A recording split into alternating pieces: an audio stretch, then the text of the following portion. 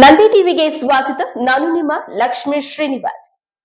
ತಾಲೂಕಿನ ನಾರೇಮುದ್ದಹಳ್ಳಿ ಗ್ರಾಮ ಪಂಚಾಯಿತಿ ವತಿಯಿಂದ ನಾರೇಮುದ್ದಹಳ್ಳಿ ಗ್ರಾಮದ ಸರ್ಕಾರಿ ಹಿರಿಯ ಪ್ರಾಥಮಿಕ ಶಾಲೆಯ ಆವರಣದಲ್ಲಿ ಮಕ್ಕಳ ವಿಶೇಷ ಹಕ್ಕುಗಳ ಗ್ರಾಮ ಸಭೆಯನ್ನ ಹಮ್ಮಿಕೊಳ್ಳಲಾಗಿತ್ತು. ಈ ಕಾರ್ಯಕ್ರಮಕ್ಕೆ ಪಿಡಿಒ ಕೆ ವೆಂಕಟಾಚಲಪತಿ ಹಾಗೂ ಅಧ್ಯಕ್ಷರು ಉದ್ಘಾಟನೆ ನೆರವೇರಿಸಿದ್ದಾರೆ. ಈ ವೇಳೆ ಪಿಡಿಒ ಕೆ ವೆಂಕಟಾಚಲಪತಿ ಮಾತನಾಡಿ, ಶಾಲೆ ಬಿಟ್ಟ ಮಕ್ಕಳನ್ನ ಕಡ್ಡಾಯವಾಗಿ ಶಾಲೆಗೆ ಸೇರಿಸುವುದು, ಬಾಲ್ಯ ವಿವಾಹಗಳ ತಡೆಗಟ್ಟುವುದು, ಮಕ್ಕಳಿಗೆ ಇರುವ ಹಕ್ಕುಗಳು, ಶಿಕ್ಷಣ ಹಕ್ಕುಗಳು, ಮಕ್ಕಳ ಸಹಾಯವಾಣಿ, ಬಾಲಮಂದಿರ, ಬಾಲ ಕಾರ್ಮಿಕ ನಿಷೇಧ ಕಾಯ್ದೆ ಮುಂತಾದ ವಿಷಯಗಳ ಬಗ್ಗೆ ಸಭೆಗೆ ಮಾಹಿತಿ ನೀಡಿದ್ದಾರೆ.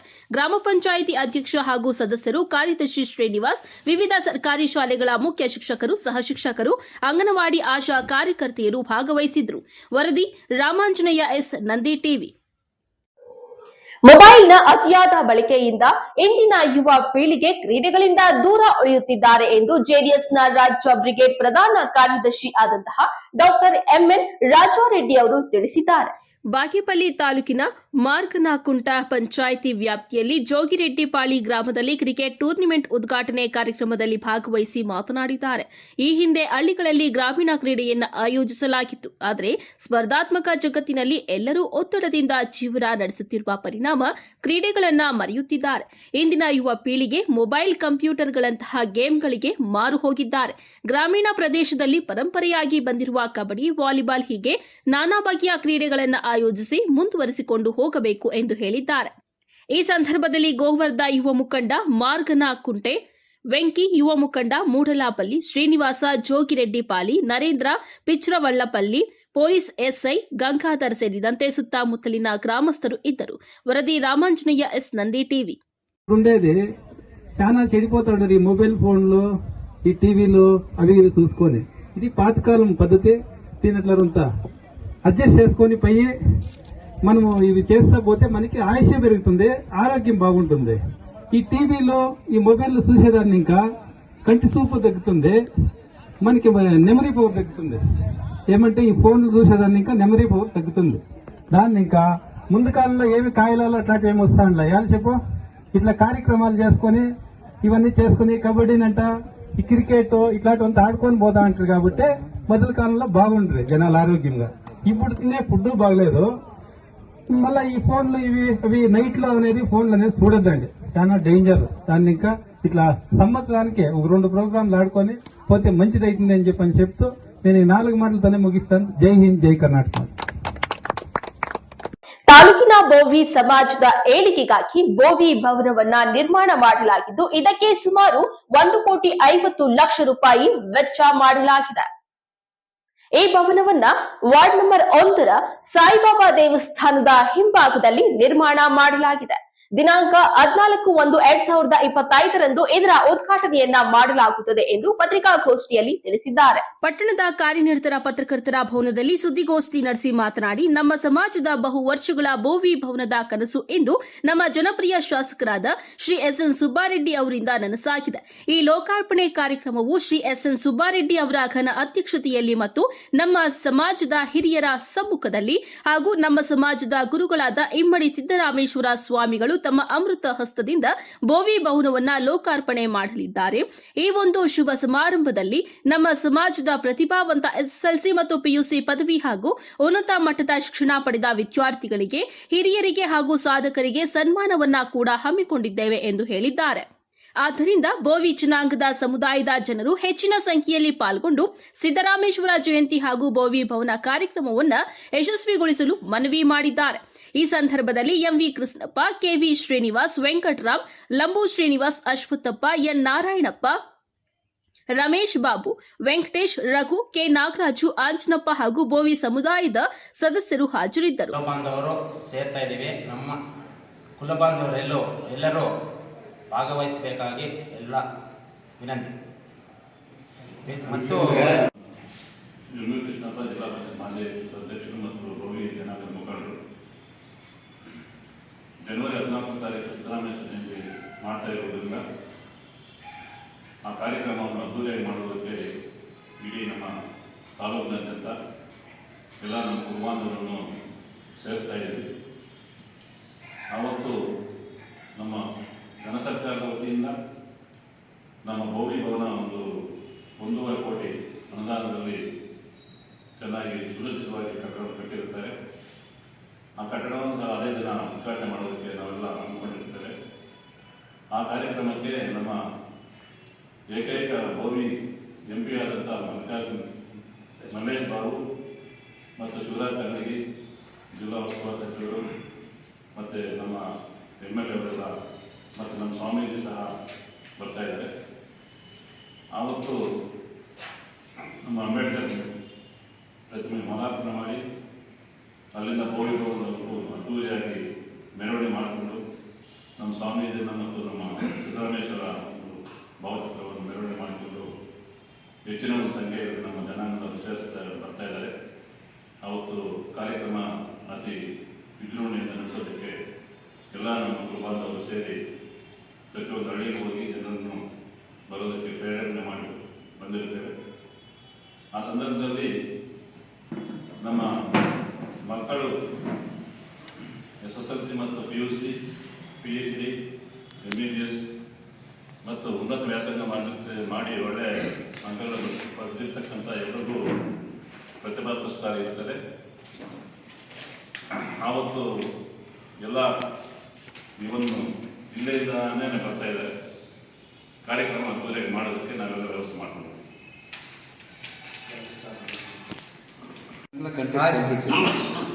ಸಮಸ್ತ ಭೋವಿ ಕುಲಬಾಂಧವರಲ್ಲಿ ವಿನಂತಿ. ದಿನಾಂಕ 14/1/2025 ಬಾಗೇಪಲ್ಲಿ ತಾಲೂಕಿನ ಕೇಂದ್ರ ಸ್ಥಾನದಲ್ಲಿ ಭೋವಿ ಭವನ ಲೋಕಾರ್ಪಣಾ ಕಾರ್ಯಕ್ರಮ ಮತ್ತು ಪ್ರತಿಭಾ ಪುರಸ್ಕಾರ ಕಾರ್ಯಕ್ರಮ ಹಮ್ಮಿಕೊಂಡಿದ್ದೇವೆ. ಈ ಕಾರ್ಯಕ್ರಮಕ್ಕೆ ನಮ್ಮ ರಾಷ್ಟ್ರೀಯ ಅಧ್ಯಕ್ಷರಾದ ಮಾಕೆ ರವಿ ಅವರು ಬರ್ತಾರೆ, ರಾಜ್ಯಾಧ್ಯಕ್ಷರಾದ ಆನಂದಪ್ಪ ಅವರು ಬರ್ತಾರೆ, ಸುಧಾಕರ್ ಸಾಹೇಬರು ಬರ್ತಾರೆ, ನಮ್ಮ ಸನ್ಮಾನ್ಯ ಶಾಸಕರ SS ಸುಬ್ಬಾರೆಡ್ಡಿ ಅವರ ಅಧ್ಯಕ್ಷತೆಯಲ್ಲಿ ಕಾರ್ಯಕ್ರಮ ವಿಜೃಂಭಣೆಯಾಗಿ ನಡೀತಾ ಇದೆ. ಪ್ರತಿಯೊಬ್ಬ ಭೋವಿ ಕುಲಬಾಂಧವರು ಈ ಕಾರ್ಯಕ್ರಮದಲ್ಲಿ ಭಾಗವಹಿಸಿ ಕಾರ್ಯಕ್ರಮವನ್ನು ಯಶಸ್ವಿಗೊಳಿಸಬೇಕಾಗಿ ಎಲ್ಲರಲ್ಲಿ ಮನವಿ ಮಾಡುತ್ತೇನೆ. ಈ ಬಾರಿ ಜಿಲ್ಲೆಯಲ್ಲಿ ನಡೆಯುವಂತಹ SSLC ಪರೀಕ್ಷೆಯ ಫಲಿತಾಂಶದಲ್ಲಿ ಜಿಲ್ಲೆಯಲ್ಲಿಯೇ ಮೊದಲ ಸ್ಥಾನ ಪಡೆಯುವಂತೆ ಅಧಿಕಾರಿಗಳು ಕೆಲಸ ಮಾಡಬೇಕು ಹಾಗೂ ವಿದ್ಯಾರ್ಥಿಗಳು ಸಾಧನೆಯ ವಿಷಯದಲ್ಲಿ ಹಠಮಾರಿಗಳಾಗಿರಬೇಕು ಎಂದು ಶಾಸಕ SN ಸುಬ್ಬಾರೆಡ್ಡಿ ತಿಳಿಸಿದ್ದಾರೆ. ಪಟ್ಟಣದ ಸರ್ಕಾರಿ ಶಾಲಾ ಬಾಲಕಿಯರ ಆವರಣದಲ್ಲಿ ತಾಲೂಕು ಆಡಳಿತ, ತಾಲೂಕು ಪಂಚಾಯಿತಿ, ಶಿಕ್ಷಣ ಇಲಾಖೆ ಇವರ ಸಂಯುಕ್ತಾಶ್ರಯದಲ್ಲಿ ಏರ್ಪಡಿಸಿದ್ದ 2024-25ನೇ ಸಾಲಿನ SSLC ಫಲಿತಾಂಶ ಸುಧಾರಣೆಗಾಗಿ ಕೈಗೊಂಡಿರುವ ಹೋಬಳಿ ಮಟ್ಟದ ಪ್ರೇರಣಾ ಕಾರ್ಯಕ್ರಮವನ್ನು ಉದ್ಘಾಟಿಸಿ ಮಾತನಾಡಿದ ಅವರು, 10ನೇ ತರಗತಿ ವಿದ್ಯಾರ್ಥಿಗಳಿಗೆ ಜೀವನದಲ್ಲಿ ಮೊದಲ ಬಾರಿಗೆ ಬದಲಾವಣೆಯಾಗುವ ಹಂತವಾಗಿದ್ದು, ನಿಮ್ಮ ಗಮನ ಶಿಕ್ಷಣದ ಕಡೆ ಹೆಚ್ಚು ನೀಡುವ ನಿಟ್ಟಿನಲ್ಲಿ ಓದಬೇಕು. ಸಾಧಕರಿಗೆ ಅಸಾಧ್ಯ ಎಂಬುದು ಪದ ಗೊತ್ತಿರಬಾರದು. ನಾನು ಏನಾದರೂ ಸಾಧನೆ ಮಾಡಬೇಕು ಎಂದು ನಿಮ್ಮಲ್ಲಿ ಹಠ ಮತ್ತು ಗುರಿ ಇಟ್ಟುಕೊಳ್ಳಬೇಕು. ನಾನು ಇಂದು ಈ ವೇದಿಕೆಯಲ್ಲಿ ಒಬ್ಬ ಶಾಸಕನಾಗಿ ಮಾತನಾಡಲು ನನ್ನಲ್ಲಿ ಇರುವ ಗುರಿ ಮತ್ತು ಸಂಕಲ್ಪ ಮತ್ತು ಶಿಸ್ತು ಇವೇ ನನ್ನ ಸಾಧನೆಯ ಮೆಟ್ಟಿಲು ಎಂದು ಹೇಳಿದ್ದಾರೆ. ನಾನು ಶಾಸಕನಾಗಿ ಆಯ್ಕೆಯಾಗಬೇಕು ಎಂದು ಯಾವತ್ತೂ ಅಂದುಕೊಂಡಿರಲಿಲ್ಲ. ನಾನು ಅತ್ಯಂತ ಸಾಮಾನ್ಯ ರೈತ ಕುಟುಂಬದಲ್ಲಿ ಜನಿಸಿದವನು. 10ನೇ ತರಗತಿವರೆಗೂ ಕಾಲಿಗೆ ಚಪ್ಪಲಿ ಹಾಕಿಲ್ಲ. ಅಂತಹ ಕಷ್ಟಗಳ ಸರಮಾಲೆಯಲ್ಲಿ ಬೆಳೆದವನು ಎಂದು ಹೇಳಿದ್ದಾರೆ. ಈ ಸಂದರ್ಭದಲ್ಲಿ ಪುರಸಭೆ ಅಧ್ಯಕ್ಷ ಎ ಶ್ರೀನಿವಾಸ್, ಸ್ಥಾಯಿ ಸಮಿತಿ ಅಧ್ಯಕ್ಷ A Nanjundappa, tahsildar Manisha S Patri, BEO N Venkateshappa, ಕ್ಷೇತ್ರದ ಸಮನ್ವಯ ಅಧಿಕಾರಿ ಆರ್ ವೆಂಕಟರಮಣಪ್ಪ, ಸರ್ಕಾರಿ ನೌಕರರ ಸಂಘದ ಅಧ್ಯಕ್ಷ ಆರ್ ಹನುಮಂತರೆಡ್ಡಿ, ಕೆಡಿಪಿ ಸದಸ್ಯರಾದ ಮಂಜುನಾಥ ರೆಡ್ಡಿ, ಜಿಲ್ಲಾ ಪಂಚಾಯಿತಿ ಮಾಜಿ ಸದಸ್ಯ ನರಸಿಂಹಪ್ಪ, ಶಿಕ್ಷಣ ಇಲಾಖೆಯ ಪದಾಧಿಕಾರಿಗಳಾದ Narayanaswamy, P Venkataramanappa, Byreddy, Srinivasa, Eshwarappa, KV Srinivasa, KV Adinarayana ಸೇರಿದಂತೆ ಹಲವಾರು ಶಿಕ್ಷಕರು ಹಾಜರಿದ್ದರು. ಇನ್ನು 2 ತಿಂಗಳು ಇದೆ ಎಕ್ಸಾಮ್. ಆ ಮೊಬೈಲ್ ಎತ್ತು ದೂರಕ್ಕಿಸಿರಿ, ಆ ಟಿವಿ ಕಡೆನೇ ನೋಡ್ಬೇಕು. ಆಗ ಅರ್ಧ ನೀವು ಸಕ್ಸಸ್ ಆಗ್ತೀರ. ಆ ಮೊಬೈಲು ಟಿವಿ ಇದ್ರೆ ಅಷ್ಟೇ ಜೀವನ. ಬರೀ 2 ವಾರ ಪಿಕ್ಚರ್ ನೋಡ್ತೀವಲ್ಲ, ಅಷ್ಟೇ ಜೀವನ. ಅದು ಆಗಬಾರ್ದು. ಇದೊಂದು ಸ್ಟೇಜ್.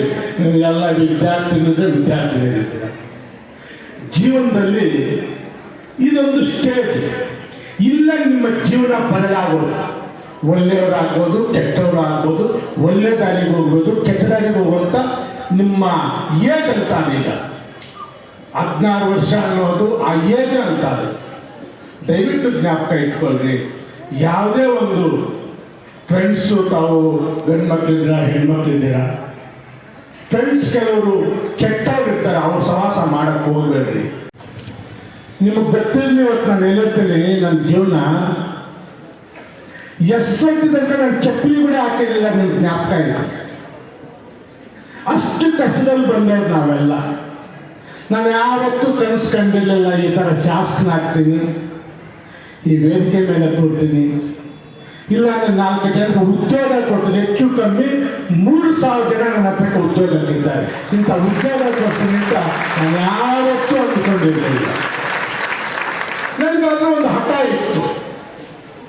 ನಮ್ಮೂರಲ್ಲಿ ಬೆಳಗ್ಗೆ ಹುಲ್ಲು ತರ್ತಾ ಇದ್ದೀವಿ ನಮ್ಮ ಹಸುಗಳಿಗೆ, ಅಲ್ಲಿ ಚಾಲೆಂಜ್ ಬೇರೆಯವ್ರಿಗಂತ ನಂದು ಹುಲ್ಲು ದೊಡ್ಡದಾಗಿ. ಚಿಂತಾಮಣಿ ತಾಲೂಕಿನ 16ನೇ ವಾರ್ಡ್ನ ಗಾಂಧಿನಗರದಲ್ಲಿ ಇರುವ ಗೌಸೆ ಪಾಕ್ ನಶಾನ್ ಹಾಗೂ ಕಾಜಾ ಗರೀಬ್ ನವಾಜ್ ನಶಾನ್ರ ಗಂಧೋತ್ಸವ ಇಡೀ ರಾತ್ರಿ ಸಂಭ್ರಮ ಸಡಗರದಿಂದ ಜರುಗಿತು. ಗಂಧೋತ್ಸವದಲ್ಲಿ ಆಗಮಿಸಿದ್ದ ಭಕ್ತಾದಿಗಳಿಗೆ ಊಟ ಹಾಗೂ ಪ್ರಸಾದದ ವ್ಯವಸ್ಥೆ ಕಲ್ಪಿಸಲಾಗಿತ್ತು. ಸದರಿ ವಾರ್ಡ್ನಿಂದ ಗಂಧವನ್ನ ಹೊತ್ತು ವಾರ್ಡ್ನ ಪ್ರಮುಖ ಬೀದಿಗಳಲ್ಲಿ ಮೆರವಣಿಗೆ ನಡೆಸಿ ನಂತರ ನಶಾನ್ ಬಳಿ ಆಗಮಿಸಿ ಖಾದರ್ ಅರ್ಪಿಸಿ ಫಕೀರರು ಕವಾಲಿ ನಡೆಸಿಕೊಟ್ಟರು. ಈ ಸಂದರ್ಭದಲ್ಲಿ ಮೆಹಬೂಬ್ ಫಿರ್, ಇಸ್ಲಾಂ ಭಾಷಾ, ಸೈಯದ್ ಅಲಿ, ಅಬ್ದುಲ್ ಕಯ್ಯೂಮ್, ಶಬ್ಬೀರ್ ಅಫ್ಜಲ್, ಅಕ್ಮಲ್, ಖಾದರ್ ಬಾಷಾ, ಸಲ್ಲು, ಶಹೀಂ ಶಾ ಕಲಂದರ್, ರಾಹಿಲ್ ಅನ್ವರ್ ಬಾಬಾ, ಗಿಡ್ಡು, ಸಭಾನ್, ಅಯಾಜ್ ಸೇರಿದಂತೆ ಮುಂತಾದವರು ಇದ್ದರು.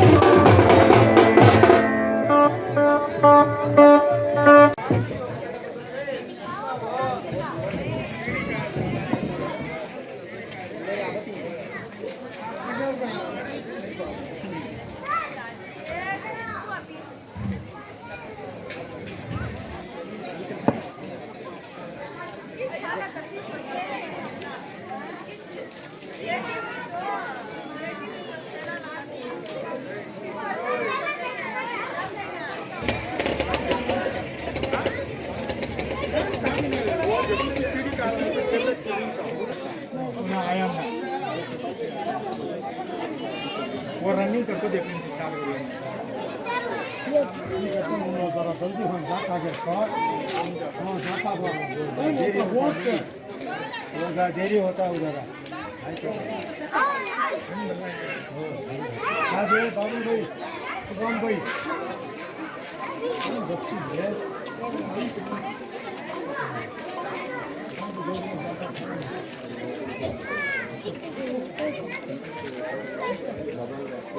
ಇಂದು ಕೋಲಾರ ಲೋಕಸಭಾ ಕ್ಷೇತ್ರ ವ್ಯಾಪ್ತಿಯ ಶ್ರೀನಿವಾಸಪುರ ವಿಧಾನಸಭಾ ಕ್ಷೇತ್ರದ ರಾಯಲ್ಪಾಡು ಹೋಬಳಿಯ ಮುದಿಮಡಗು ಗ್ರಾಮದಲ್ಲಿ ಹಲವಾರು ಕಾಮಗಾರಿಗಳ ಪ್ರಗತಿ ಪರಿಶೀಲನೆ ಹಾಗೂ ಸರ್ಕಾರಿ ಪ್ರಾಥಮಿಕ ಶಾಲೆ ಕಟ್ಟಡ ಗುದ್ದಲಿ ಪೂಜೆ ಕಾರ್ಯಕ್ರಮ ನೆರವೇರಿಸಲಾಯಿತು. ಈ ವೇಳೆ ಶ್ರೀನಿವಾಸಪುರ ವಿಧಾನಸಭಾ ಕ್ಷೇತ್ರದ ಶಾಸಕರಾದ ಶ್ರೀ ವೆಂಕಟ ಶಿವಾರೆಡ್ಡಿ ಅವರು, ಜಿಲ್ಲಾ ಪಂಚಾಯಿತಿ ಮಾಜಿ ಸದಸ್ಯರಾದ ಶ್ರೀ ತೂಪಲ್ಲಿ ನಾರಾಯಣಸ್ವಾಮಿ ಅವರು ಹಾಗೂ ಕೋಲಾರ ಜಿಲ್ಲೆಯ ಹಿರಿಯ ಮುಖಂಡರಾದ ಶ್ರೀ ನಟರಾಜಣ್ಣ ಅವರು, ಗ್ರಾಮ ಪಂಚಾಯಿತಿಯ ಸದಸ್ಯರು ಮತ್ತು ಮುಖಂಡರು ಹಾಗೂ ಸಾರ್ವಜನಿಕರು ಕಾರ್ಯಕ್ರಮದಲ್ಲಿ ಹಾಜರಿದ್ದರು.